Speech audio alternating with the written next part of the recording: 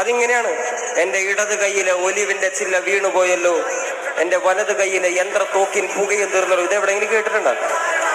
നിങ്ങൾ കേട്ടിരിക്കാൻ വഴിയില്ല. നമ്മുടെ നാട്ടിലുള്ള മുതിർന്ന രാഷ്ട്രീയ നേതാക്കൾ പോലും കേട്ടിരിക്കാൻ വഴിയില്ല. ഇത് യാസർ അറാഫത്ത് എന്ന് പറയുന്ന പാലസ്തീൻ വിമോചന പോരാളി ഉണ്ടായിരുന്നു. കേട്ടിട്ടുണ്ടോ യാസർ അറാഫത്തിനെ?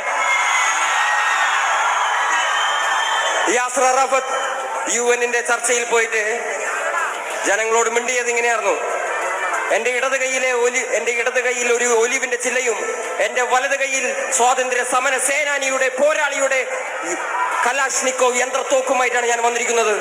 എന്റെ ഇടത് കൈയിൽ നിന്നും ഈ ഒലിവിന്റെ ചില്ല വീണു പോകാതെ നിങ്ങൾ നോക്കണേ. എന്റെ ഇടത് കൈയിൽ നിന്നും ഈ ഒലിവിന്റെ ചില്ല വീണു പോകാതെ നിങ്ങൾ നോക്കണേ. എന്റെ ഇടത് കൈയിൽ നിന്നും ഈ ഒലിവിന്റെ ചില്ല വീണു പോകാതെ നിങ്ങൾ നോക്കണേ. ഇടത് കൈയിലെ ഒലിവിന്റെ ചില്ല വീണു പോയല്ലോ, എന്റെ വലത് കൈയിലെ യന്ത്രത്തോക്കിൻ തിരയും തീർന്നല്ലോ. ഇതിനകത്ത് ഞാനൊരു വരി എഴുതണ്ടേ? അതിങ്ങനെ